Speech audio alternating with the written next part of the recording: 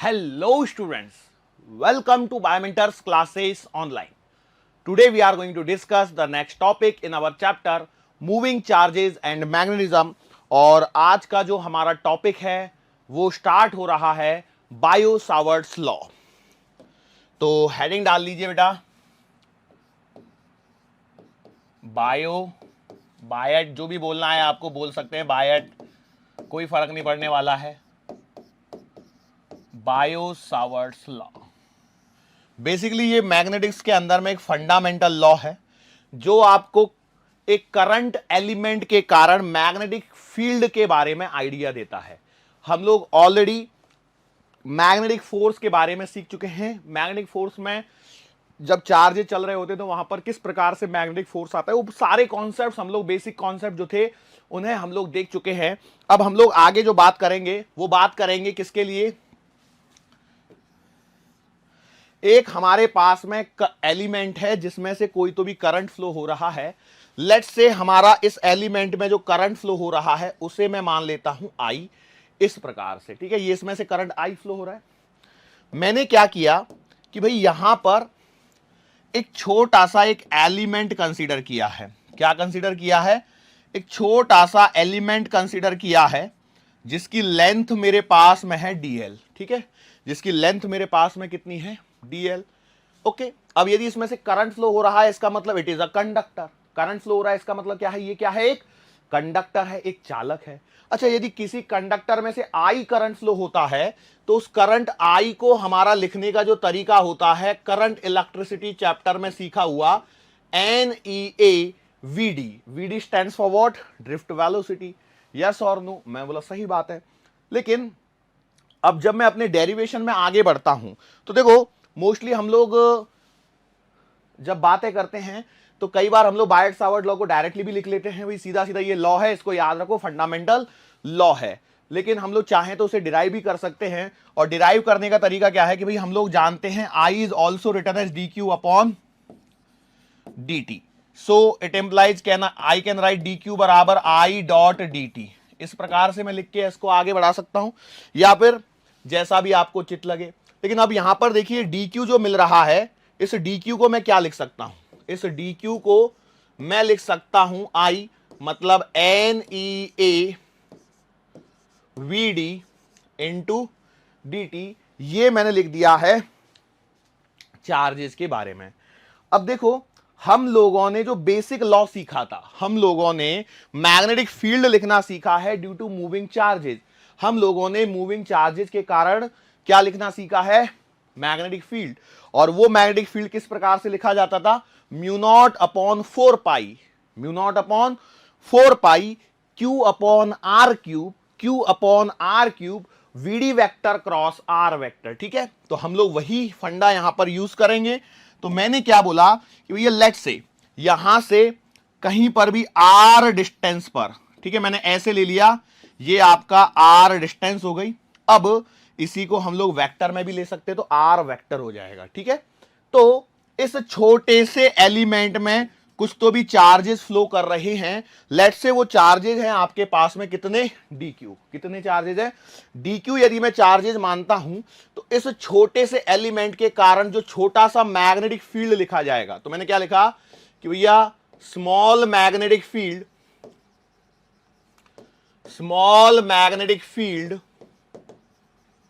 Due to small element in which charges are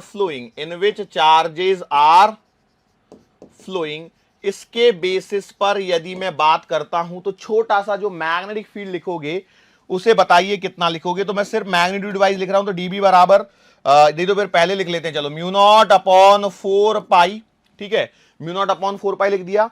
उसके बाद में मैं क्या लिखता हूं? dq अपॉन आर क्यूब लिखता हूं और उसके बाद में vd vector cross R vector, ठीक है। ये पूरी कहानी हम लोग प्रीवियस लेक्चर में सीख चुके हैं किस प्रकार से चलता है और उसी को मैंने यहां पर रिप्रेजेंट किया। तो वेक्टर में लिखा है तो मैं इसे भी क्या लिख देता हूं? वेक्टर लिख देता हूं। अब यहां पर मुझे dq की वैल्यू क्या करनी है? पुट करनी है। चलो भाई, dq की वैल्यू को जरा हम लोग यहां पर पुट करने की कोशिश करते हैं। तो जैसे ही करेंगे तो क्या होगा, देखो भाई, देखो जो सिंपल चीजें हैं वो तो एज इट इज रहेंगी, म्यू नॉट अपॉन 4 पाई, इसमें कोई अंतर नहीं आएगा। नीचे आर क्यूब में कोई अंतर नहीं आएगा। यहां पर क्या आ जाएगा, N E A V D into D T. बोलो सही लिखा है क्या, N E A V D into D T मैंने यहां पर लिख दिया है, N E A V D into D T यहां पर मैंने लिख दिया है। और यहां पर ब्रैकेट में V D vector cross R vector यहां पर लिख दिया है। अब यदि आप लोगों को करंट इलेक्ट्रिसिटी वाला टॉपिक याद हो तो वीडी इंटू डी टी क्या बनता था, डीएल बनता था कि नहीं बनता था। तो आपने बोला सही बात है, तो हम लोग इसे mu not upon 4 pi N E A upon R cube और DL VD vector cross R vector लिख के अपना काम अभी यहां पर चलाते हैं। ठीक है, चलो भाई यहां तक तो हम लोग लिख दिया। इसके आगे यदि आपको याद हो तो हम लोगों ने एक और स्टेप किया था जिसमें हम लोग इन्हें इंटरचेंज कर सकते हैं, क्योंकि देखो हमें जो वेक्टर मिलेगा वो वीडी की बजाय क्या मिलेगा, डीएल वेक्टर लेना था। तो हम लोग इसे कुछ इस प्रकार से लिख देते हैं, mu not upon 4 pi N E A upon R cube V D DL vector cross R vector. ठीक है, DL vector cross R vector. तो देखो 2 बार माइनस आया था, तो हम लोगों ने एक इंटरचेंज में माइनस को खर्च कर लिया और एक पहला माइनस था जिसको हम लोगों ने लिया नहीं, क्योंकि वीडी की डायरेक्शन और करंट की डायरेक्शन सेम। ये सब चीजें मैं प्रीवियस लेक्चर में समझा चुका हूं, इसलिए मैं माइनस साइन का प्रयोग किए बिना डायरेक्टली लिख रहा हूं। ठीक है, तो डीबी वेक्टर बराबर कितना आ गया, mu not upon 4 pi N E A V D upon R Q DL vector cross R vector आ चुका है। अब N E A V D को मैं क्या लिख सकता हूं, आई लिख सकता हूं, because it is the value of current. तो मेरे पास में जो छोटा सा डीबी वेक्टर बनेगा ये आएगा म्यू नॉट अपॉन 4 पाई, एक काम करता हूं यहां लिखता हूं खुले में, तो ये आएगा बेटा कितना, डीबी वेक्टर बराबर mu not upon 4 pi I upon R cube और DL vector cross R vector ये आ चुका है। और ये जो आने वाला मैग्नेटिक फील्ड है इसकी कुछ प्रॉपर्टीज के बारे में मैंने आपको समझाया था कि जब मूविंग चार्जेस के कारण जो मैग्नेटिक फील्ड आता है वो क्या आता है, किस प्रकार से जीरो होता है, कहां पर जीरो होता है, जिस लाइन पर चार्जेस चलते हैं उस लाइन पर जीरो होता है। उससे आर दूरी पर यदि परपेंडिकुलर आर डिस्टेंस में कंसीडर कर लूं तो वहां पर यदि मैं एक सर्कल बना लूं तो उस सर्कल पर मैग्नेटिक फील्ड बनता है और वो सारे पॉइंट्स पर मैग्नेटिक फील्ड क्या रहता है, सेम रहता है। तो इसी बेसिस पर हम लोग यहां पर आगे इसको कंटिन्यू कर रहे हैं। और यहां पर अब मैं कह सकता हूं कि यदि मैं पूरा मैग्नेटिक फील्ड लिखना है तो मैं सीधा सीधा इंटीग्रेशन डीबी वेक्टर करूंगा और इंटीग्रेशन करूंगा तो कांस्टेंट चीजों को आप पहले ही बाहर रख लीजिए, mu not I upon 4 pi R cube integration DL vector cross R vector. ये आपका इंटीग्रेशन करने के लिए चीजें बच जाएंगी। ठीक है, mu not I upon 4 pi R cube DL vector cross R vector, ऐसा कुछ तो भी आपको यहां पर मिलते हुए नजर आएगा। और यदि आप चाहें तो इस इंटीग्रेशन साइन को भी यहां से हटा लीजिए, कोई दिक्कत नहीं है, इसको भी हटा लीजिए और यही आपका मैग्नेटिक फील्ड बन जाएगा। बेसिकली तो मुझे सारी चीजों को इंटीग्रेशन में लिख देना चाहिए, जैसा आपको उचित लगे, कोई ऐसा नहीं है। पर मेन बात यह है यहां लगा लो, यहां लगा लो, सॉल्व तो करना ही है ना।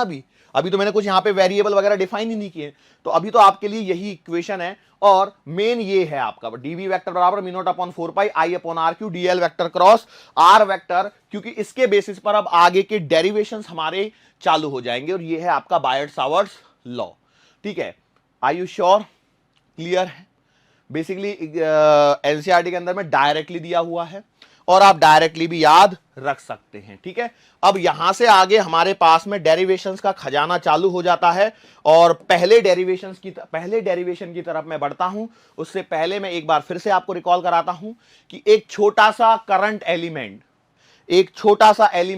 जिसमें से करंट फ्लो हो रहा है आई, उस छोटे से एलिमेंट की लेंथ यदि डीएल है, उससे आर दूरी पर जो मैग्नेटिक फील्ड निकल के आता है as per the bio-Savart's law, वो हम लोग लिखते हैं mu not upon 4 pi I DL vector cross R vector upon R cube. Yes और नो, तो बस यदि ये बात सही है तो अब हमारा पहला पॉइंट यहां पर चालू होता है, मैग्नेटिक फील्ड का डेरिवेशन होगा। Magnetic field due to straight, अब देखो हम लोगों ने वहां पे एक टेढ़ा मेढ़ा सा एलिमेंट ले लिया था, अब हम लोग क्या बात कर रहे हैं, magnetic field due to straight current carrying wire, straight current carrying wire. थोड़ा सा बेटा मैं स्पीड में चलूंगा, ये डेरिवेशन बिल्कुल वैसे ही है जैसे हम लोग इलेक्ट्रोस्टैटिक्स में करते हैं, बिल्कुल लगभग वैसे ही सिमिलर टाइप के डेरिवेशन यहां पर आपको बनने देखते हुए देखने को नजर आएंगे। तो कैसे करते हैं बेटा, जरा ध्यान से देखिए। मैंने क्या किया, यहां पर एक करंट कैरिंग एलिमेंट एक करंट कैरिंग वायर कंसीडर किया जिसकी लेंथ बहुत है। बहुत है का मतलब क्या है, इनफाइनाइट लेंथ मान लीजिए इसको। इसका हम लोग क्या करते हैं, एक सेंटर डिफाइन करते हैं O। ठीक है, मैंने क्या किया, एक सेंटर डिफाइन कर लिया O।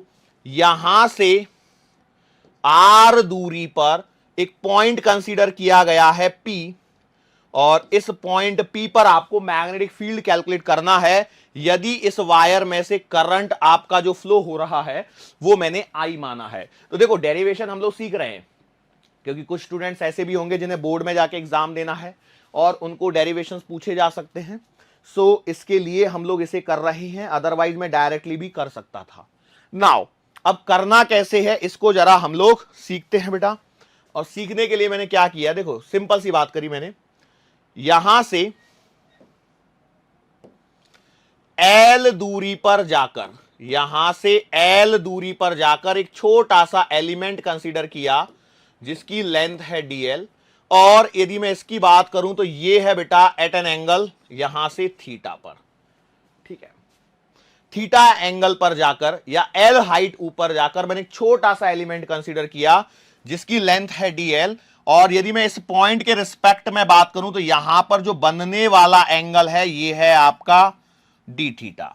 तो सर फिर यहां पर एक परेशानी आती है, वो ये आती है सर ये वायर यदि इनफाइनाइट है, इनफाइनाइट लॉन्ग है, तो कुछ तो भी हमें कंडीशन हमेशा मेंशन होनी चाहिए। जैसे हमारे पास में इलेक्ट्रोस्टैटिक्स में कंडीशन होती थी, कैसे कंडीशंस हुआ करती थी कि सर हमारे पास में कुछ ऐसी कंडीशंस हुआ करती थी कि हमारा इस वाले एंड को और इस वाले एंड को मिलाने वाली लाइंस पर हमें एंगल्स गिवन होते थे, क्या यहां पर गिवन नहीं होंगे? तो मैंने माना लेट से भैया यहां से ये वाला एंगल है आपका θ1 और नीचे की साइड में एंगल है आपका θ2। क्लियर है?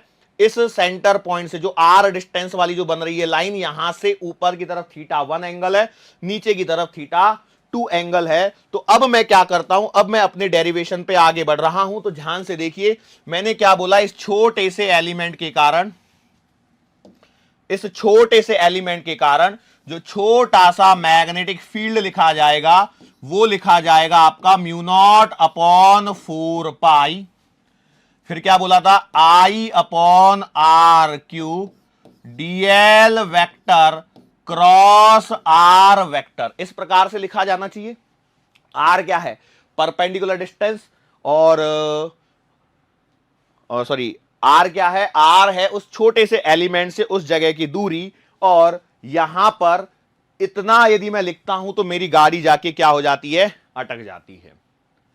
तो फिर क्या करें, तो मैं क्या बोलता हूं कि लेट से इसको वेक्टर के बजाय हम लोग क्या कर लेते हैं, क्योंकि देखो अभी तो मुझे डायरेक्शन वगैरह का ज्ञान है नहीं भाई, मैंने इतनी ज्यादा डायरेक्शन थोड़ी सीखी मैग्नेटिक फील्ड के कारण।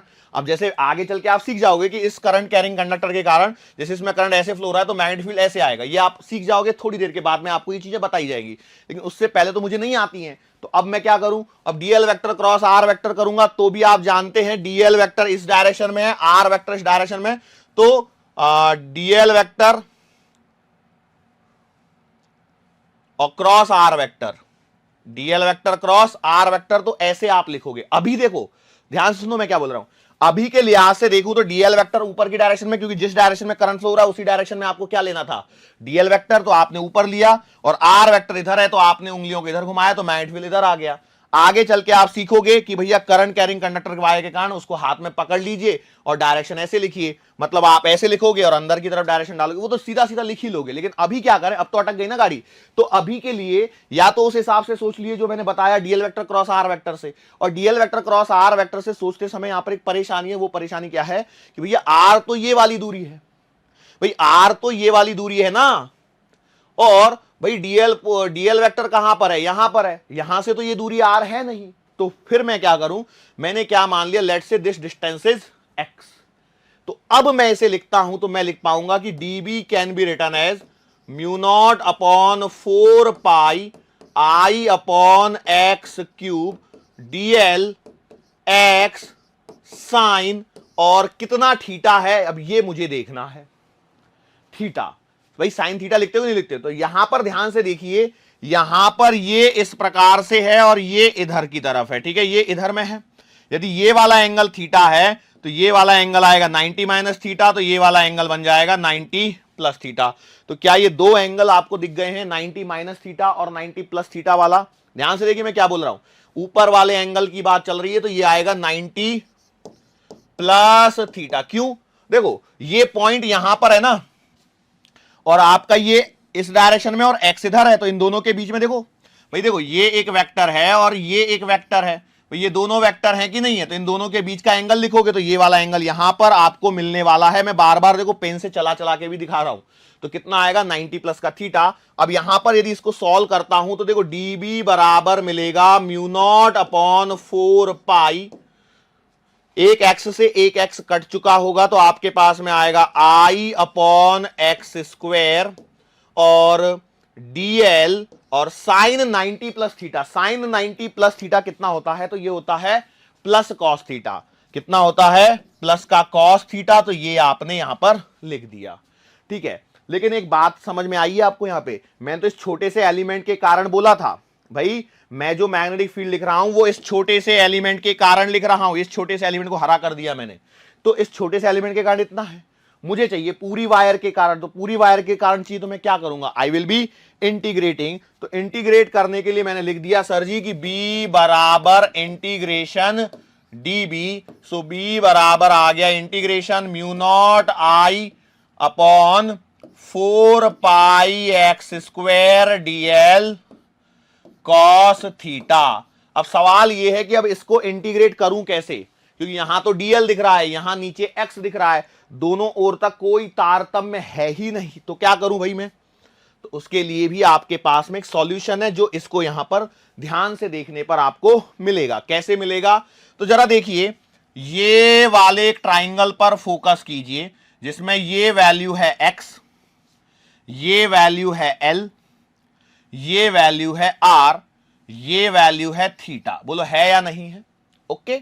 यहां से यदि इस ट्राइंगल को मैं फोकस करता हूं तो मैं यहां पर लिख सकता हूं टेन थीटा बराबर अपोजिट अपॉन एडजेसेंट मतलब एल अपॉन आर, और साइन थीटा लिख सकता हूं क्या, अपोजिट अपॉन एडजेसेंट मतलब L by, sorry opposite upon hypotenuse तो एल अपॉन एक्स। तो ऐसी कुछ चीजें मेरे पास में आ रही हैं, और एक और चीज लिख सकता हूं वो है बेटा cos theta. Cos theta can be written as adjacent मतलब आर अपॉन एक्स। इन तीनों चीजों को मेरे को थोड़ा सा यहां पर संभाल के यूज करना है, ठीक है।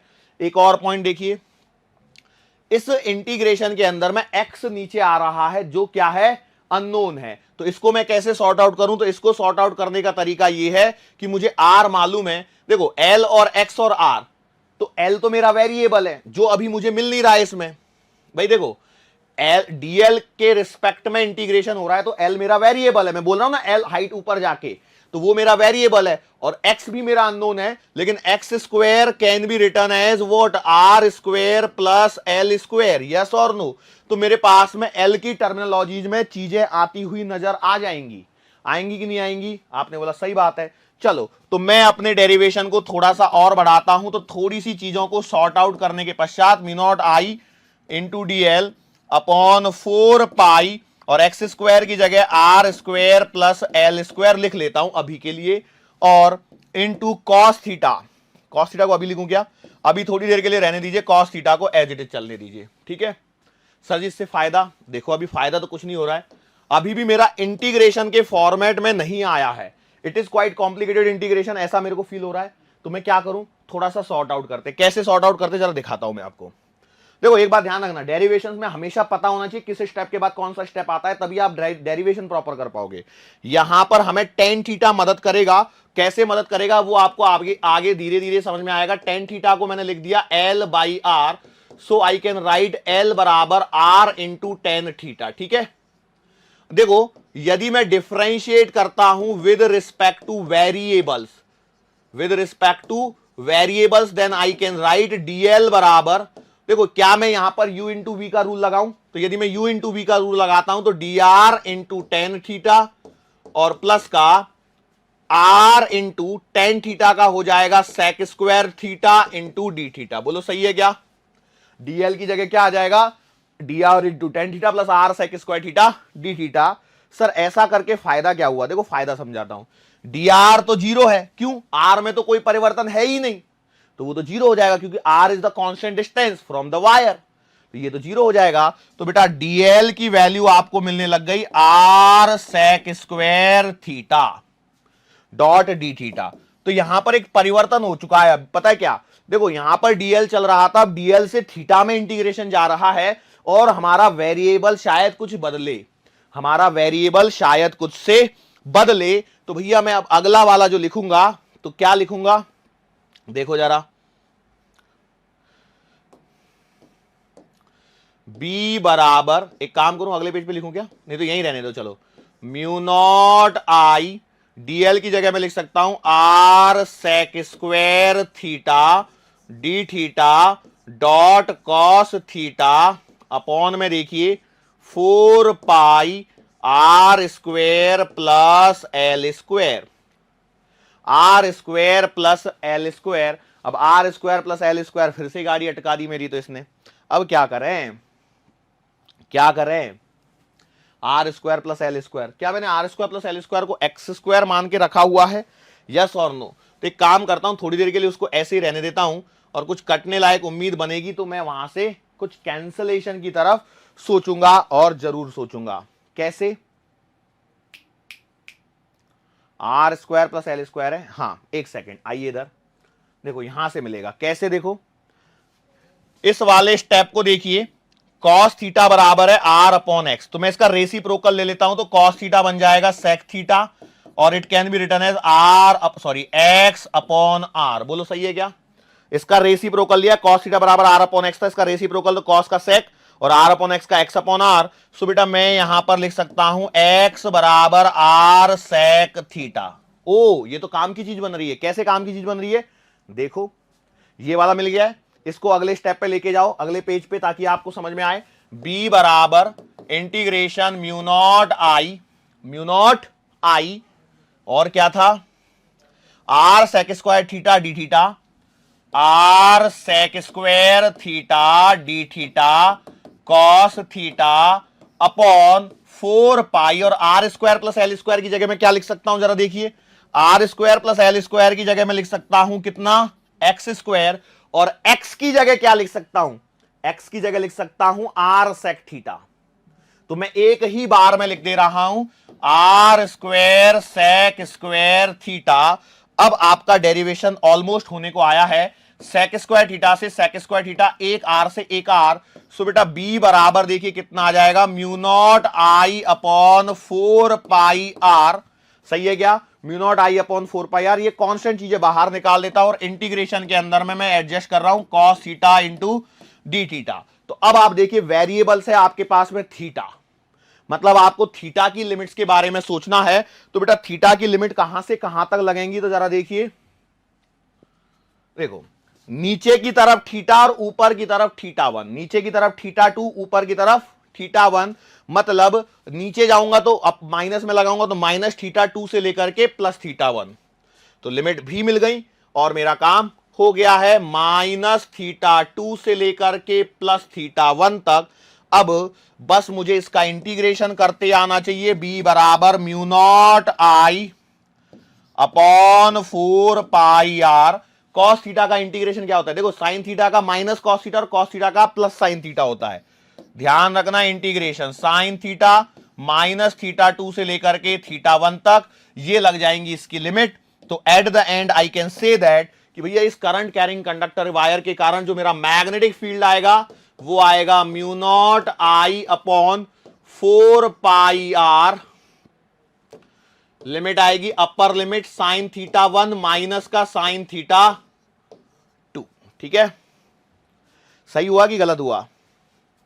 साइन थीटा 1 माइनस, एक और माइनस है तो प्लस आएगा। सर माइनस, दूसरा माइनस दिखा नहीं हमें भाई। साइन माइनस थीटा, याद करो साइन माइनस थीटा बराबर माइनस साइन थीटा होता है, और एक upper limit minus lower limit का होता है, तो दो माइनस मिलके प्लस हो जाते हैं। सो आपके पास में फाइनली आप कह सकते हो mu naught I upon 4πr, और ये फॉर्मूला हो गया साइन थीटा 1 प्लस का साइन थीटा 2। ये आपका पूरा फुल एंड फाइनल सवाल हो चुका है। क्या ये बात समझ में आ गई? श्योर हैं? कर सकते हैं? चलो, तो ये रिजल्ट याद रखिए। फटाफट से इसको एक बार और ले लेता हूं मैं। देखो, ये है आपके पास में करंट कैरिंग कंडक्टर वायर, जिसमें से आई करंट फ्लो हो रहा है। इससे आर डिस्टेंस पर एक पॉइंट पी है।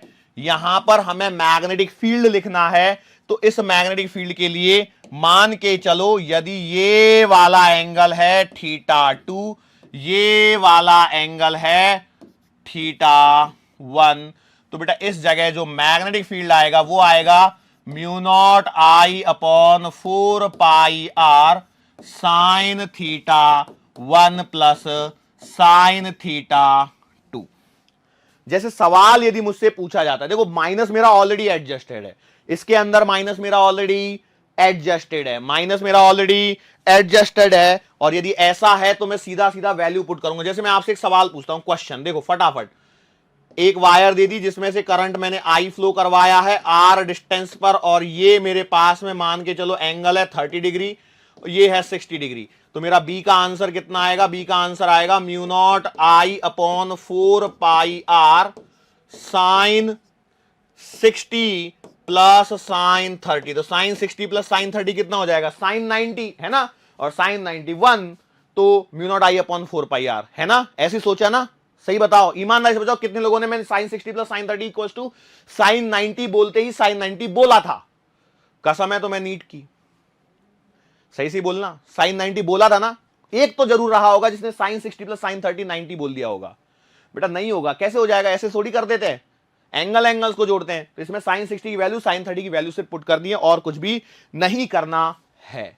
यस और नो, ये है सिंपल लेवल का सवाल जो आपको पूछेगा। बस यहां पर क्या है, एंगल्स की वैल्यू देगा, ये परपेंडिकुलर डिस्टेंस जो मैं आर मान रहा हूं वो देगा, और करंट आई ही रहने वाला है, इसमें और कोई परिवर्तन नहीं आएगा। ठीक है, डायरेक्शन का खेल तो मैं आपको बता दूं, direction will be given by right hand rule. देखो ये वाला रूल, मतलब क्या करना है आपको, जैसे ये कंडक्टर है, इसमें नीचे से ऊपर की तरफ करंट फ्लो कर रहा है, तो भैया मेरे को इसको राइट हैंड में पकड़ लेना है, अंगूठे को रखना है करंट की डायरेक्शन में। सिंपल है, तो करंट की डायरेक्शन में ऐसे रखा, जैसे यहां रखा है ऊपर, मतलब यहां पर मैग्नेटिक फील्ड की डायरेक्शन ये है। अब सोचो ये जब घूम के इधर आएगा तो इस पॉइंट पर मैग्नेटिक फील्ड इस डायरेक्शन में होगा। समझ में आ रही है? तो ये देखने का नजरिया है जो ईएमआई में आपको और अच्छे से समझ में आएगा। ईएमआई चैप्टर इलेक्ट्रोमैग्नेटिक इंडक्शन में, मतलब देखो इस पॉइंट के ये साइड में मेरे को मैग्नेटिक फील्ड अंदर मिलेगा, और जब ये हाथ घूम के इधर आएगा तो इस साइड में बाहर मिलेगा। इधर में मैग्नेटिक फील्ड इधर है, इधर में मैग्नेटिक फील्ड इधर है। मतलब बेसिकली क्या बनता है, ये एक सर्कल बनता है, जो मैं ऑलरेडी आपको बता चुका हूं प्रीवियस लेक्चर में, जब मूविंग चार्जेस के कारण मैग्नेटिक फील्ड के बारे में बात करी थी, तो क्या बताया था, एक सर्कल पे बनता है। यस और no, that is the point. अब यहां पर आपने देखा होगा, यदि एक मैग्नेटिक फील्ड ऐसा बना है तो ये क्लोज लूप में बना है। कैसे बना है? क्लोज लूप में बना है। क्या इस पर यदि कोई सवाल आता है तो आप कर पाओगे कि नहीं कर पाओगे? यस और नो, मतलब बिल्कुल सही बात है। चलो अब हम लोग आगे बात करते हैं। मान के चलो इसमें बोला जाए कि if wire is infinite long, wire is infinite long, तो सर अभी तक की वायर तो आप बोल तो रहे थे इनफाइनाइट लॉन्ग है। इनफाइनाइट लॉन्ग है, मतलब लॉन्ग है वो वायर, लेकिन उसमें एंगल्स दे दिए। लेकिन यदि सच में इनफाइनाइट वर्ड आ जाएगा तो बेटा ये वाले जो मेरे एंगल है, तो इनफाइनाइट वर्ड का मतलब है ये एकदम पास में हो गया पॉइंट, और ये पास में हो गया, तो देखो ये एंगल ऐसा बनेगा और ये एंगल ऐसा बनेगा। मतलब θ1 बराबर π/2 and θ2 is also equals to π/2, and R जो है वो तो अभी भी आर है, तो मैग्नेटिक फील्ड का आंसर आएगा mu not I upon 4πr sine 90 plus का साइन 90, साइन 90 साइन 91, तो बेटा 1 + 1 2, तो इसका आंसर आ जाएगा mu not I upon 2 pi R. Straightforward सवाल पूछ लिया जाता है, स्ट्रेट फॉरवर्ड रिजल्ट भी आपको याद होना चाहिए। Mu not I upon 2 pi R किसके कारण मैग्नेटिक फील्ड है? ये है आपका एक अनंत लंबे चालक के कारण, जिसमें से विद्युत धारा आई प्रवाहित हो रही है, उसके कारण चुंबकीय क्षेत्र का मान है। लेकिन मान के चलो, यहां पर एक पॉइंट आता है सेमी इनफाइनाइट लॉन्ग वायर। कौन सा आता है? Semi infinite long wire. Semi infinite long wire का मतलब क्या है? जैसे ये पॉइंट, ये एक वायर है और इसके इस एंड पर, ठीक है, इस वाले एंड पर ये दूरी है आर, यहां पर आपको मैग्नेटिक फील्ड चाहिए, ठीक है। इसमें से करंट आई फ्लो हो रहा है। तो बेटा जब ऐसी सिचुएशन बनेगी तो देखो यहां पर आपका θ1 तो 90 हो गया, लेकिन θ2 कितना हो जाएगा? 0, क्योंकि नीचे आपको जाना ही नहीं है। भाई देखो ना, ये डिस्टेंस ऐसे है तो नीचे तो जाना ही नहीं है, ऊपर 90 है और r बराबर r है। तो बेटा इस केस में आपका मैग्नेटिक फील्ड आएगा mu not I upon 4 pi R sine 90 plus का साइन 0, साइन 0 की वैल्यू 0, साइन 90 की वैल्यू 1। हाँ, तो मैग्नेटिक फील्ड का आंसर आएगा mu not I upon 4 pi R, और ये रिजल्ट आपको याद होना चाहिए। Mu not I upon 4 pi R is the magnetic field due to semi infinite long wire. ठीक है, श्योर हैं? अच्छा एक बात देखो, यदि मैं इसमें मैग्नेटिक फील्ड और आर के बीच में ग्राफ बनाता हूं, चाहे सेमी इनफाइनाइट वायर हो चाहे फिर इनफाइनाइट लॉन्ग वायर हो, तो ये ऐसा बनेगा। क्यों ऐसा बनेगा? Because B is inversely proportional to the distance. दूरी बढ़ने के साथ में मैग्नेटिक फील्ड क्या हो रहा है? डिक्रीज हो रहा है। मैग्नेटिक फील्ड क्या हो रहा है? डिक्रीज हो रहा है, तो इसके कारण ऐसा बनेगा। क्या ये वाली बात आप लोगों के पकड़ में आई है या नहीं आई है? ये सीधा सवाल में एग्जाम में पूछ के आपको फिर बता सकता था, लेकिन मैं बोला छोड़ो, बता देता हूं। आप भी क्या याद रखोगे? किस दिलदार से पाला पड़ा है ना? सर कहां दिलदारी, आप तो हमें परेशान कर रहे हो, इतनी सारी चीजें बता रहे हो। क्या ये सर पूछा जाएगा? नोबडी नोज, ना तो मैं, ना तुम जानो, ना हम, कोई भी नहीं जानता कौन सा सवाल पूछा जाएगा। यदि हम यही बात जानते होते कि कौन सा सवाल पूछा जाएगा, तो फिर हम लोग उतने 45 सवाल करके काम खत्म कर दे। क्यों साल भर पढ़ते थे, है ना? यस और नो? भैया कोई आता नहीं है मेरे कान में पेपर बताने की यही क्वेश्चन पूछेंगे करके, सर ये वाला क्वेश्चन करवा लो करके। We try our level best कि हम लोग ज्यादा से ज्यादा सवाल करवा सके। ठीक है, चलो आगे बढ़ते हैं हम लोग अगले टॉपिक की तरफ। लेकिन अगला जो टॉपिक है, अब देखो क्या होगा ना, अभी कई बच्चे ना एनसीईआरटी खोल के बैठे होंगे, उनको लगेगा सर ने 2.2 टॉपिक करवाया, 2.2.3 करवाया, फिर डायरेक्टली 2.3 पे पहुंच गए, फिर 2.3 से वापस लौट के 2.3.4 पे आ गए। ऐसा कुछ दिख रहा होगा आपको एनसीईआरटी देखने के बाद में। लेके आऊं क्या मैं एनसीईआरटी? पढ़िए यहीं बाहर में, छोड़ो, क्या फर्क पड़ता है? की फर्क पहनना, हमें तो पढ़ना है। और देखो मैं कोशिश कर रहा हूं जो बेस्ट सूटेबल सीक्वेंस हो सके। देखो एक के बाद में एक ही चीज आ रही है, बिल्कुल क्या है इसे, क्या बोलते हैं इसे, सिंक्रोनाइज्ड वे में है। यस, और गेटिंग माई पॉइंट और नॉट? चलो ठीक है, मैं आपसे एक एग्जाम्पल पूछता हूं, पहले उस एग्जाम्पल का आंसर दीजिए। क्या आपने ट्रेन की छत के ऊपर ओवरहेड एक्सटेंशन वायर देखी है? ओएचई वायर, ओएचई केबल बोलते हैं। अरे भैया आपके गांव में से ट्रेन जाती है कि नहीं जाती है?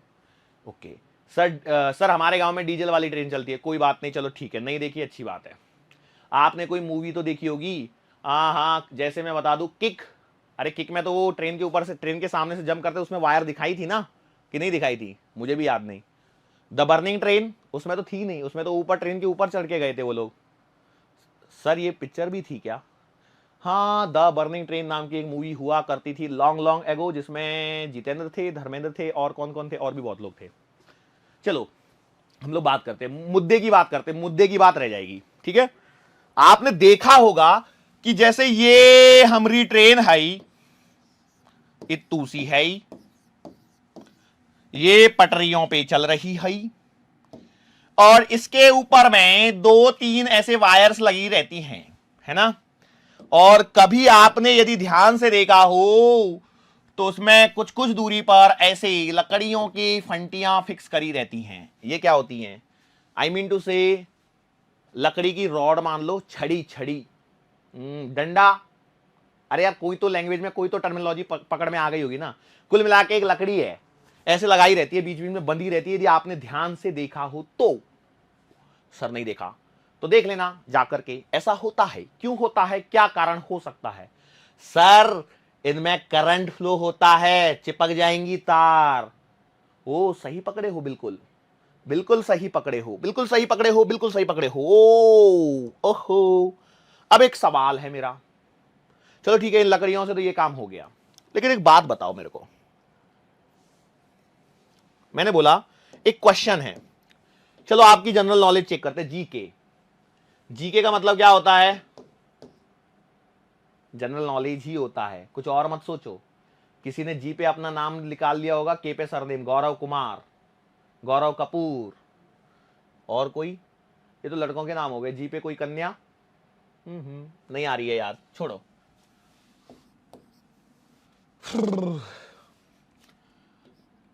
यार अगले पेज पे लिखूंगा, मजा नहीं आ रहा मेरे को। क्वेश्चन लिखो, इस क्वेश्चन का आंसर बेटा ईमानदारी से देना। There are two wires, there are two wires. Hindi medium, हमारे पास में दो तार उपस्थित हैं। Both have currents, both have currents. दोनों में विद्युत धाराएं प्रवाहित हो रही हैं, दोनों में विद्युत धाराएं प्रवाहित हो रही हैं। Option number A, they will attract, वे एक दूसरे को आकर्षित करेंगी। हिंदी मीडियम सवाल खुद से लिखना है। दे विल रिपेल, वे एक दूसरे को प्रतिकर्षित करेंगी। ऑप्शन नंबर सी, मे रिपेल या मे अट्रैक्ट और मे रिपेल। या तो वे आकर्षित कर सकती हैं या प्रतिकर्षित भी कर सकती हैं। चौथा ऑप्शन क्या डालूं मैं? नथिंग विल हैपन, कुछ भी नहीं होगा। अब भाई साहब जिसने ये वाला लास्ट वाला आंसर दिया ना, वो तो तैयार रहे बस नाक को बचा करके। क्यों आएगा घूसा यहां से एकदम फटाक से मोबाइल की स्क्रीन पे आया क्या? चलो बताओ फटाफट। ये तो नहीं है, ये तो श्योर है। अब मेरे को चार ऑप्शन चाहिए थे, एनी आओ तो मैंने बता दिया नथिंग विल हैपन। अच्छा अभी भी कई लोग सोच रहे हैं कि ऐसा कुछ हो नहीं सकता। देखो मैंने क्लियरली बोला है देयर आर टू वायर्स। अच्छा और थोड़ा सा क्वेश्चन को बना लेता हूं, इसमें कुछ एक ऐड कर लो। They are two wires which are placed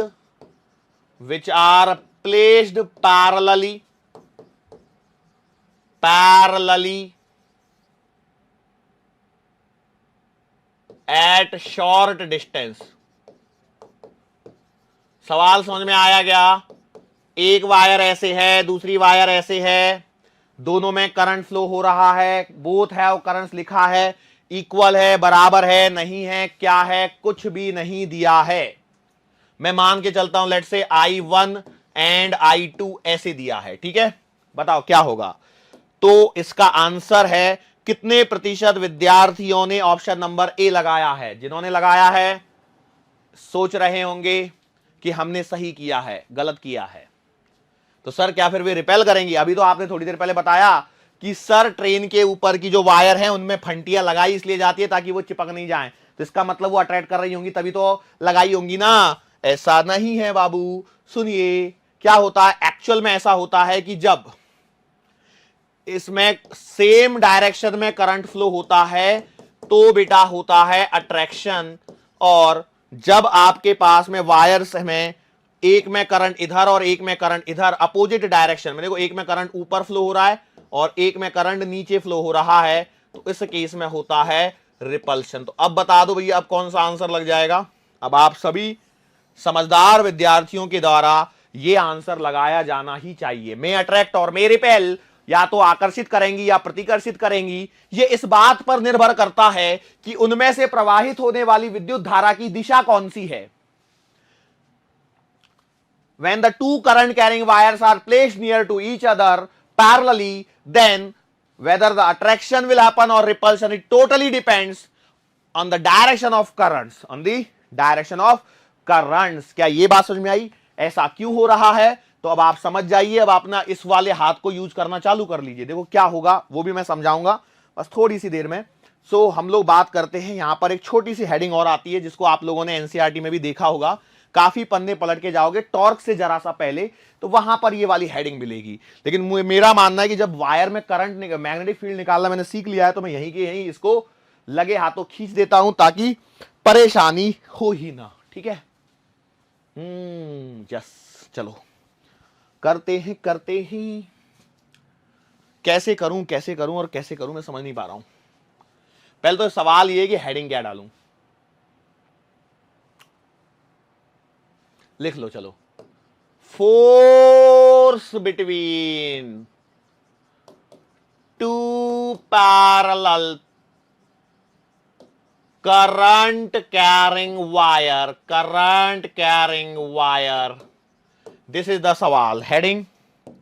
मैंने क्या किया, लेट से एक ये और एक ये, ठीक है, दो वायर्स हैं, इनमें से लेट से इसमें मेरा करंट I1 फ्लो हो रहा है, इसमें मेरा करंट I2 फ्लो हो रहा है, इन दोनों के बीच की दूरी d है।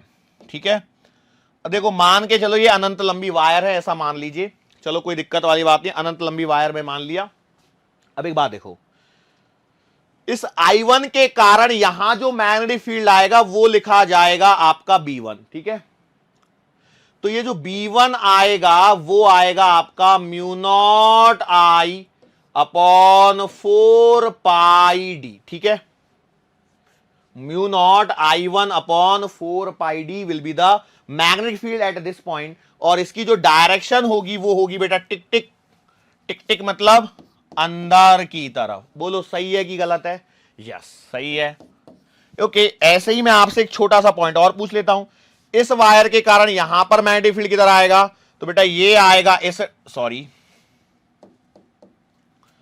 इधर से आया बाहर निकलेगा, बाहर निकलेगा मतलब यहां पर जो मैग्नेटिक फील्ड है उसकी डायरेक्शन ऐसे आएगी, इसे B2 मान लीजिए, and B2 will be written as what, mu naught I2 upon 4 pi D, mu naught I2 upon 4 pi D. क्या ये बात सही है? यस और नो? तो आपने बोला सही है। देखो ये बात हम लोग तब मान रहे हैं जब हमारे पास में अनंत लंबी वायर्स हैं, लेकिन जब हम लोग डेरिवेशन करते हैं ना एक्चुअल में, तो हम लोग यहां पर एक छोटा सा करेक्शन लेते हुए चलते हैं, और वो करेक्शन क्या है मैं आपको बता देता हूं। करेक्शन ये है कि हम लोग इसे सेमी इनफाइनाइट वायर के तरीके से ट्रीट करते हैं। हम लोग इसको कैसे ट्रीट करते हैं? सेमी इनफाइनाइट वायर के तरीके से इसे ट्रीट करते हुए सॉल्व करते हैं। मतलब यहां पर भी 2 लिख लेते हैं और यहां पर भी 2 लिख लेते हैं, कोई फर्क नहीं पड़ने वाला है आपको। ठीक है, सेमी इनफाइनाइट वायर बन जाती हैं ये। देखो पहले यदि मैं देखूं तो एक पॉइंट ऑफ व्यू से यदि देखा जाए तो वो इनफाइनाइट वायर हैं, लेकिन हम लोगों को जब इन्हें ट्रीट करना होता है तो हम लोग इन्हें करते हैं सेमी इनफाइनाइट वायर के तरीके से। अब देखो जब एक करंट कैरिंग वायर को मैग्नेटिक फील्ड के अंदर में लगा जाता है तो उस पर क्या लगता है? फोर्स, और वो मैग्नेटिक फोर्स लिखा जाता है F वेक्टर बराबर I dl vector cross B vector. ठीक है, ऐसा कुछ तो भी होता है। यस और नो? तो आपने बोला सही बात है। अब यहां पर हम लोग क्या करते हैं, किसी भी इस वायर के लिए एक छोटा सा एलिमेंट कंसीडर कर लीजिए, मान लीजिए इसका एक एलिमेंट dl कंसीडर कर लिया, तो बोलो क्या मेरी वायर I2, मेरी वायर I2 जिसमें करंट I2 फ्लो हो रहा है वो I1 के द्वारा प्रोड्यूस्ड मैग्नेटिक फील्ड में रखी हुई है? यस और नो? तो आपने बोला बिल्कुल सही बात है। तो मैं लिखूंगा F वेक्टर बराबर I2 और dl vector cross B vector. अब dl vector cross B vector लिखते समय मेरे पास एक परेशानी है, dl B1 और साइन 90 लिख के मैं काम बन जाएगा। कैसे? भाई देखो मैग्नेटिक फील्ड अंदर, ये dl इस डायरेक्शन में, दोनों के बीच का एंगल 90। भाई देखो, और मैग्नेटिक फील्ड अंदर, दोनों के बीच का एंगल 90। तो F बराबर can be written as I2 sine 90 तो 1 है, B1 और dl। यस और नो? तो आपने बोला सही बात है। अब जरा यहां पर देखिए, बेसिकली यदि मैंने ये एलिमेंट छोटा सा लिया है तो ये फोर्स भी छोटा सा होना चाहिए, और वो छोटा सा फोर्स को मैं कर सकता हूं df। कई लोग बोलेंगे सर बाद में क्यों बताते हो, एक ही लाइन में सब क्यों नहीं करा देते? एक्चुअली क्या है, देखो धीरे धीरे तभी तो आप भी सीखो। अब मुझे तो पता है कि वहां df आने ही वाला है, मैं पहले ही बता देता तो भी काम चल जाता था, लेकिन क्या है कि आपको सोचने के ऊपर मजबूर करता हूं मैं कि क्या हो रहा है। सोचिए I2 वायर है लेकिन मेरे पास तो छोटा सा एलिमेंट है DL, क्लियर है। तो अब मैं यहां पर यदि मैं लिखता हूं DF के बारे में तो ये आएगा कितना, DF upon DL can be written as I2 into B1, और यदि मैं यहां पर B1 की वैल्यू को भी पुट कर देता हूं तो कितना आ जाएगा, mu not I1 upon 2 pi D. जैसा कि मैंने बताया इन्हें सेमी इनफाइनाइट वायर कंसीडर करते हुए करना है। आपके पास में DF अपॉन DL मिलता है और ये मिलता है कितना, mu naught I1 I2 upon 2 पाई डी, और यही डेरिवेशन आपको सब जगह देखने को मिलेगा। Mu naught I1 I2 upon 2 pi D, that is the value of magnetic force per unit length. Basically हम लोगों ने क्या डिराइव कर लिया है, magnetic force per unit length derive किया है। अब सोचो अट्रैक्शन होगा या रिपल्शन होगा, तो ये भी मैं आपको समझा देता हूं। यहां पर देखिए हो क्या रहा है, कौन सा कलर लूं, ये वाला। देखो this is the current carrying conductor wire, ये अंदर मैग्नेटिक फील्ड, तो इस पर लगने वाला force DL vector cross B vector के हिसाब से, तो इस पर लगने वाले फोर्स की डायरेक्शन इतनी आएगी और इसका मैग्नीट्यूड यहां पर निकाल सकते हो। उसी तरह से इसको यदि देखता हूं तो ये एक ऐसे मैग्नेटिक फील्ड में रखिए जो बाहर की तरफ है, तो इस पर लगने वाला फोर्स इस डायरेक्शन में आएगा। तो जब करंट सेम होते हैं तो अट्रैक्शन होता है और जब करंट अपोजिट होते हैं तो रिपल्शन होता है। ये सिंपल सी कहानी है, ठीक है। देखो एक करंट कैरिंग कंडक्टर वायर को जब मैग्नेटिक फील्ड में रखा जाता है तो आपका फोर्स जो है वो निकालना ऐसे ही है। कैसे निकालना है, ऐसे, मतलब देखो सिंपल सी बात करता हूं मैं, आप याद कीजिए यदि आपके पास में ऐसा रखा था और ऐसा मैग्नेटिक फील्ड था तो आपने क्या किया था, ऐसे करके ऐसे किया तो फोर्स ऊपर निकाला था ही निकाला था। अरे बोलो F बराबर BIL साइन थीटा, वही तो करवा रहा हूं यार, मैं कुछ नया थोड़ी करवा रहा हूं। और इसमें भी मैंने क्या बोला था, आपको डिस्प्लेसमेंट लिखना होता है अपोजिट टू इसके लिए, क्लियर, अरे श्योर। और यदि वायर ऐसे है और मैग्नेटिक फील्ड ऐसे है, वायर ऐसे तो मैग्नेटिक फील्ड ऐसे आ जाती है, यस और नो, तो फोर्स कैसे निकाल लिखोगे, तो फोर्स ऐसे लगेगा। ये डायरेक्शन का खेल है, कुछ भी परेशान नहीं होना यहां पर। क्या ये बात क्लियर है? सर जिंदगी में परेशानी ही परेशानी तो खड़ी कर दी है यहां पर सब इस क्या बोलते हैं इन छोटे छोटे से टॉपिक्स ने, यस और नो, श्योर हैं? अभी मेरे पास एनसीईआरटी मैंने मंगवा ली है तो उसमें भी देख लेते हैं क्या है, किस हिसाब से है।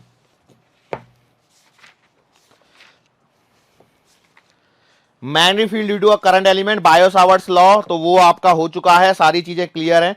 उसके बाद में magnetic field on the axis of a circular current loop, तो मैं उसको ही चालू करने वाला हूं, बट उससे पहले जरा देखिए बीच में अब एम्पियर सर्किटल लॉ आ जा रहा है, उसको हम लोग बाद में पढ़ेंगे। उसके बाद में यहां पर सोलेनॉइड टॉरॉइड वगैरह आ रहा है, उसको भी हम लोग बाद में पढ़ेंगे। सोलेनॉइड टॉरॉइड के बाद में force between two parallel current the ampere, ऐसा कुछ तो भी लिख के आ रहा है। तो आप देखिए यहां पर भी बिल्कुल वैसे ही किया गया है। पेज नंबर कौन सा है ये, पेज नंबर 154 155, मेरे पास तो काफी पुरानी एनसीईआरटी है, ये है, ठीक है। तो 4.9 नंबर की हेडिंग तक मैं पहुंच चुका हूं और सेम चीजें, तो आगे वाली जो हेडिंग है टॉर्क, तो अब ऐसा नहीं है कि सीधा मैं टॉर्क पे जंप कर जाऊंगा ना, ये बीच की हेडिंग तो बच गई है ना, आप तो जान ले लोगे मेरी, यदि मैं बीच में छोड़ दिया इनको तो ले लोगे ही नहीं ले लोगे सर, वो तो हमारा हक है, वो तो हमारा हक है। चलो कोई बात नहीं, आपके हक पे हम लोग बाद में चर्चा करेंगे, लेकिन उससे पहले मैं आपसे एक सवाल तो पूछ लूं। सवाल पूछू कि नहीं पूछू डायरेक्टली, कि डायरेक्टली क्या ना, कई लोग सोचते हैं सीधा पेपर में सवाल दे दो काम खत्म, कहां टेंशन लेने का। लो भाई ये एक क्या बोलते हैं इसे, जिसकी तीनों भुजाएं सेम होती हैं, समबाहु त्रिभुज, इक्विलेटरल ट्राइंगल। ये है हमारे पास में एक इक्विलेटरल ट्राइंगल है जिसकी साइड है हमारे पास में ए, इसकी साइड कितनी है हमारे पास में ए है, और अब आपको बताना है इसके सेंटर पर मैग्नेटिक फील्ड कितना आएगा यदि मेरे पास में इसमें से करंट आई फ्लो हो रहा है। पूरे में से देखो, इसमें आई है तो इसमें भी आई है और इसमें भी आई है। हाँ ठीक है, चलो बताओ कैसे करेंगे। सर ऐसा तो सवाल आपने करवाया नहीं है तो डायरेक्ट पूछ लिया आपने। साइड ए दे रखी है, सेंटर पर मैग्नेटिक फील्ड बताना है, कर सकते हो, यकीन मानो। सर वो यकीन नहीं तो बचा नहीं है हमारे पास। देखो कैसे करेंगे, यदि आपको पता हो तो ये जो सेंट्रॉइड बनता है इक्विलेटरल ट्राइंगल में, ये इन दोनों को आधा आधा डिवाइड करता है, a/2 a/2, और यदि मैं यहां से कुछ ऐसी लाइंस खींच दूं तो ये वाला एंगल 30 बनता है, ये वाला एंगल 60 बनता है, यदि आपको याद हो तो। सर ये तो चीजें याद ही नहीं आ रही हमें, कैसे आएंगी? पढ़ेंगे नहीं तो कैसे आ जाएंगी? और यदि आपको मैग्नेटिक फील्ड का फॉर्मूला याद हो तो म्यू नॉट आई अपॉन 4 पाई ए और sign theta 1 plus sine theta 2। बोलो यस और नो। सर ये यहां पे कैसे लगाओगे? देखो भाई सिंपल सी बात है, वायर ऐसे रखी है, ये वाला एंगल 60 है, ये वाला एंगल भी कितना है? 60 है, तो थीटा 1 बराबर थीटा 2 बराबर 60 लिख दिया। और डिस्टेंस सर कहां से लिखें? ए लिखें कि क्या लिखें? बेटा ए नहीं आएगी, जरा यहां पर ध्यान दीजिए, डिस्टेंस आपकी ये वाली मिलेगी। तो ये वाली कैसे निकालोगे भाई? ये वाली डिस्टेंस निकालने के लिए क्या करो, ये है आपकी a/2, ये है आपका एंगल 30 डिग्री। तो आप लिख सकते हो tan 30 बराबर tan थीटा मतलब अपोजिट अपॉन एडजासेंट, तो आपके सामने से x मान लीजिए, तो x अपॉन a/2। और tan 30 की वैल्यू कितनी होती है? गई भैंस पानी में। tan 30 की वैल्यू कितनी होती है? sin 30 upon cos 30, 1/2 divide by 1/√3, तो 1/√3 बराबर, और ये आएगा x अपॉन a/2। ठीक है, लेकिन मुझे तो x की वैल्यू चाहिए, तो x कितना आएगा बेटो? बोलो यहां से x विल भी आएगा, यहां से a इधर जाएगा, ये इधर आएगा, तो a अपॉन 2√3। मतलब यहां जो a है ना, बेसिकली a की जगह मैं x मान ले रहा हूं। ठीक है, तो बेटा यहां पर x जो आएगा या r जो आएगा वो आएगा a अपॉन 2√3। बात समझ में आ रही है? मैंने भी डायरेक्टली a लिख दिया, मेरे भी दिमाग में नहीं चला r लिख देना चाहिए। तो mu naught I upon 4 pi r के बेसिस पर मुझे करना चाहिए था। श्योर है ना? सही तो कर रहा हूं मैं? हाँ। अच्छा, ये तो सर एक के कारण आया है भाई, सही है, एक के कारण मिल गया। अब आप क्या कर दो, इससे 3 से मल्टीप्लाई। सर 3 से क्यों मल्टीप्लाई करना है? क्योंकि देखो ये जो पॉइंट है ना, सबके लिए सेम डिस्टेंसेस पर होगा, सबके लिए सेम डिस्टेंसेस पर होने वाला है। बस इसको एक बार जरूर देख लेना, ये a/2 डिस्टेंस है, ये x है, क्योंकि इक्विलेटरल ट्राइंगल, इसलिए मैं बोल के करा रहा हूं कि भैया ये इक्विलेटरल ट्राइंगल है, समबाहु त्रिभुज है।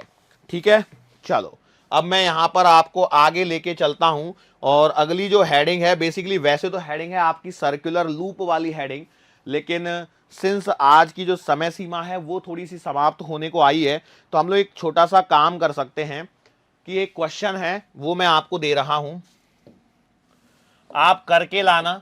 क्वेश्चन है, एक वायर है जिसकी लेंथ है हमारे पास में L, और इसको मैंने क्या किया है, इसको मैंने बना दिया है पॉलीगॉन। इसको मैंने क्या बना दिया है? Polygon of side n। जैसे मैंने अभी किया था ना, मैंने क्या किया था, एक ट्राइंगल बनाया था। बेसिकली सवाल थोड़ा सा अपर लेवल का चला गया है, लेकिन फिर भी कर सकते हैं।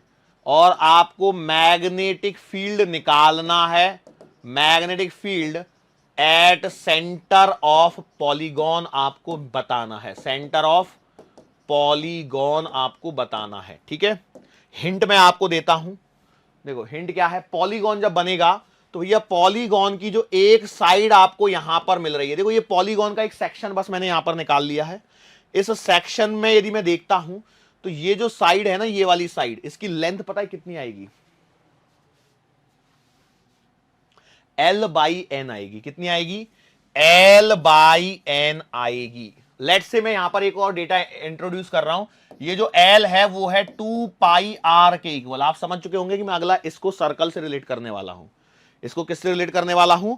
सर्कल से रिलेट करने वाला हूं। तो ये यहां पर ऐसा आ जाएगा, मतलब इसको मैं लिख सकता हूं चाहे तो 2 पाई R अपॉन N, ये यहां पर सेंटर हो जाएगा। ये बिल्कुल वैसे ही चलेगा जैसे मैंने अभी करवाया था। ठीक है, अब आपको मालूम है एक कंप्लीट फिगर के लिए जो एंगल बनता है वो बनता है 2 पाई। कितना बनता है? 2 पाई। तो एक साइड के सामने का जो एंगल पूरा आएगा वो आएगा 2 पाई डिवाइडेड बाई n, ये पूरा एंगल। तो ये वाला एंगल आएगा पाई बाई n, और ये वाला एंगल भी आएगा पाई बाई n। सर इससे फायदा क्या हुआ? तो मैं आपको बता दूं, इस एक सेक्शन के कारण आपको मैग्नेटिक फील्ड मिल चुका है। कैसे? दो एंगल मिल गए। सर डिस्टेंस नहीं मिल रही है, डिस्टेंस भी आप निकाल सकते हो। कैसे निकालोगे? सब काम तो मैं ही करके दे रहा हूं, आपको करना क्या है, बस बाद में ऐड ही तो करना है। ये वाला एंगल आपको मालूम है पाई बाई एन है, ये वाली साइड देखो 2 पाई आर बाई एन है, तो इतनी वाली जो साइड आएगी वो आएगी पाई आर बाई एन। तो ये वाली साइड आपको मालूम है पाई आर बाई एन, और इसको मैं मान लेता हूं एक्स। ठीक है, ये एक्स ही तो निकालना है अब आपको। बोलो एक्स कैसे निकालूंगा?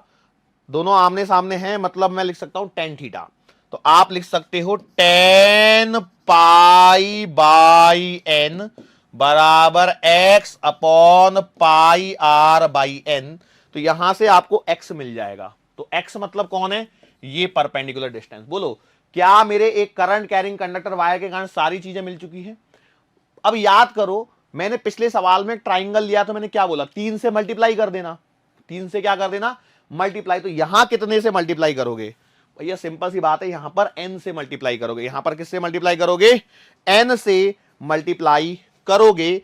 अब n से मल्टीप्लाई करने के पश्चात आपको सॉल्व करना है, और सॉल्व करने के पश्चात जो रिजल्ट आएगा वो मैं आपके सामने डायरेक्टली लिख रहा हूं। हालांकि रिजल्ट तो मुझे भी याद नहीं हुआ क्योंकि ये सवाल पूछा नहीं गया है, लेकिन मैं आपको सिर्फ सिंप्लिसिटी के लिए बना रहा हूं। Mu not I N square upon 2 pi square R. ये आर क्या है मालूम है क्या? वो जो 2 पाई आर लिया था ना, एल बराबर 2 पाई आर, ये वो 2 पाई आर है। और आगे आ जाता है 10 pi by N sine pi by N. ये मैंने डायरेक्टली सॉल्व करके निकाल लिया। ठीक है, अब आप समझ सकते हैं कैसे किया होगा, क्या किया होगा। क्लियर है? एक के कारण कितना लिखोगे? बोलो। चलो ठीक है, थोड़ी सी देर के लिए देख लो। एक के कारण जो मैग्नेटिक फील्ड लिखोगे वो लिखोगे mu naught I upon 2 pi D, D is the perpendicular distance, into sine theta 1 plus sine theta 2। बोलो ठीक है, mu not I upon 2 pi, perpendicular distance को मैंने x माना है जो मैंने निकाली हुई है, इंटू साइन थीटा 1, तो sine pi by N plus का साइन पाई बाई एन, दोनों को ऐड कर लीजिए। मैं कुछ गड़बड़ी कर रहा हूं पक्का sure. Mu not I N square, वो तो 2 पाई बाई एन सही है, गलती क्या कर रहा हूं?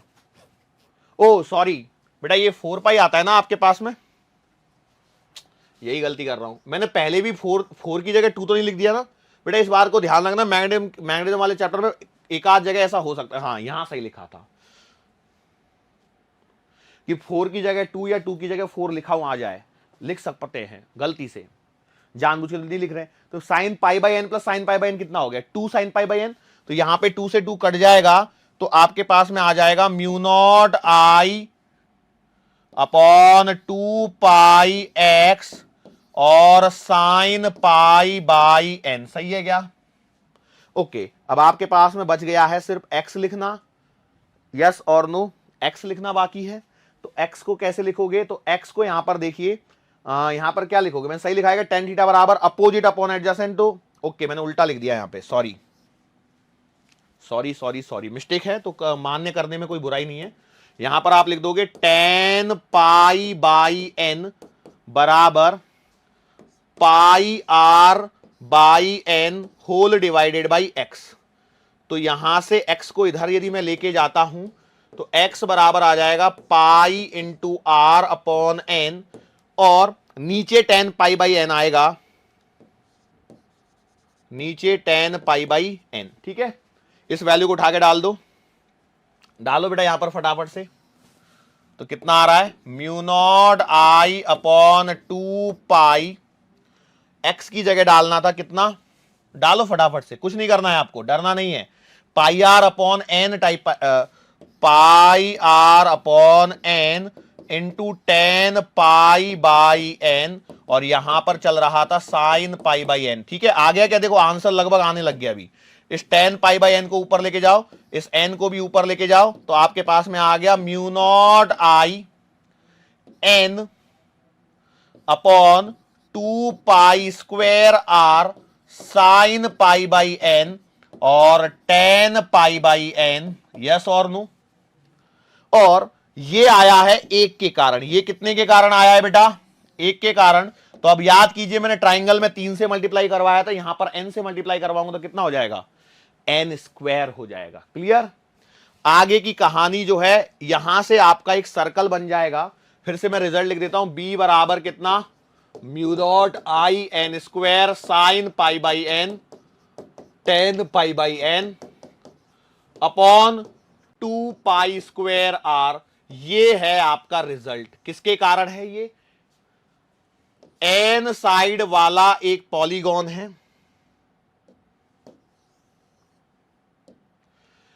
एन साइडेड पॉलीगॉन के सेंटर पर, एन साइडेड पॉलीगॉन के सेंटर पर, ध्यान से देखिए कैसा, एन साइड वाला पॉलीगॉन, मतलब देखो ये जिसकी एक साइड की लंबाई कितनी है, 2 पाई आर अपॉन एन है। ऐसे पॉलीगॉन के सेंटर का ये क्या है, मैग्नेटिक फील्ड मैंने यहां पर आपको कैलकुलेट करके दे दिया है। ठीक है। यहां से कुछ लोगों को मैं हिंट दे देता हूं जिनका मैथमेटिकल बैकग्राउंड है, जिनका क्या है, मैथमेटिकल बैकग्राउंड है, वो इसे आगे सॉल्व करेंगे और सर्कल का डिराइव करेंगे। सर कैसे, देखो मैं बताता हूं। सर्कल का मतलब क्या है, यदि ये जो साइड है बहुत छोटी हो जाए और ये छोटी हो जाए, मतलब अनंत साइडेड पॉलीगॉन। ये देखो, पॉलीगॉन का मतलब होता है ऐसा शेप जिसमें मैनी साइड्स हों, यस और नो, मैं बोला सही है। और सर्कल क्या होता है, circle is polygon, polygon of infinite sides, infinite sides. बात समझ में आ गई, जिनको समझ में, देखो मैं सही बोल रहा हूं, यदि ये वाला जो सेक्शन लास्ट के 10 मिनट का जो सेक्शन नहीं समझ में आया तो कोई दिक्कत नहीं, रिजल्ट याद रख लेना सीधा सीधा। और इसका मतलब है कि n टेंड्स टू इन्फिनिटी, बोलो ये बात समझ में आ गई। ओके, तो अब आप फॉर्मूला लगा दीजिए, b बराबर क्या था, mu not I N square upon 2 pi square R sine pi by N into tan pi by N. और यहां पर लिमिट लगानी है n टेंड्स टू इन्फिनिटी। कितने लोगों को लिमिट के बारे में आइडिया है, मैं जानता हूं मेडिकल के बैकग्राउंड के बच्चे हो तो आपको लिमिट्स नहीं आती है, तो मैं इसलिए बोल रहा हूं कि जिनका मैथमेटिकल बैकग्राउंड है सिर्फ और सिर्फ उनके लिए है ये चीज। तो वो क्या करेंगे समझिए जरा, यहां पर मैं यहां पर एन स्क्वायर को इसके नीचे लेके आ रहा हूं, तो b बराबर बन जाएगा mu not I upon 2r, ठीक है, और ये बन जाएगा pi by N into pi by N, ठीक है, pi square by N square. और यहां पर देखो क्या है, sine pi by N into tan pi by N, है या नहीं है, आपने बोला बिल्कुल सही है। क्या मैं इसको ऐसे लिख सकता हूं, b बराबर mu not I upon 2r, और मैं यहां लिख दूं sine pi by N whole divided by pi by N into tan pi by N whole divided by pi by N. लिख सकता हूं कि नहीं लिख सकता, सोचो और बोलो फटाफट से। लिख सकता हूं। अब जिनका मैथमेटिकल बैकग्राउंड है उन्हें मालूम होगा कि limit n tends to theta sine theta upon theta का आंसर 1 होता है। मैं पहले से बोल रहा हूं जिनका मैथमेटिकल बैकग्राउंड है ये सिर्फ उन्हें ही पता होगा। तो लास्ट के जो 10 मिनट का जो लेक्चर है वो प्योर बायो वाले स्टूडेंट्स के लिए नहीं है, उनको सीधा सीधा वो रिजल्ट याद रखना है, b बराबर mu not I N square upon 2 pi square R sine pi by N tan pi by N. N क्या है, वो 2 पाई आर लेंथ को कितने साइडेड पॉलीगॉन में तोड़ रहा है, यदि पेपर बहुत डिफिकल्ट बन गया तो है ये। तो इसका आंसर भी 1 हो जाएगा, इसका आंसर भी 1 हो जाएगा, और आपके पास में b निकल के आ जाएगा mu not I upon 2r, और ये है बेटा magnetic field at the centre of circle. ठीक है, मैंने करवा दिया है, लेकिन इस पर हम लोग डिटेल में चर्चा करेंगे आने वाले लेक्चर में जो कल होगा, जिसमें हम लोग पहले एक्सिस पर चर्चा करेंगे और फिर एक्सिस में x को 0 कर देंगे तो फिर सेंटर पे निकल के आएगा। फॉर्मूला वही रहेगा, b बराबर mu not I upon 2r। लेकिन सिंस मैंने आज के लेक्चर में सर्कल के सेंटर पर मैग्नेटिक फील्ड करवा दिया है तो रिजल्ट आप लोगों को याद रखना होगा। Is it clear to you, is it, are you sure enough? Okay, so आज के लेक्चर में जो भी थियोरेटिकल मैंने बातें करी उनको मैं रिवाइज तो अभी नहीं कर सकता क्योंकि टाइम समय सीमा आगे बढ़ चुकी है। आज के लेक्चर को मुझे यहां पर रोकना पड़ेगा, लेकिन हम लोग मुलाकात करेंगे, जरूर करेंगे, और वो होगी अपनी आने वाले अगले लेक्चर के दरमियान। सो तब तक के लिए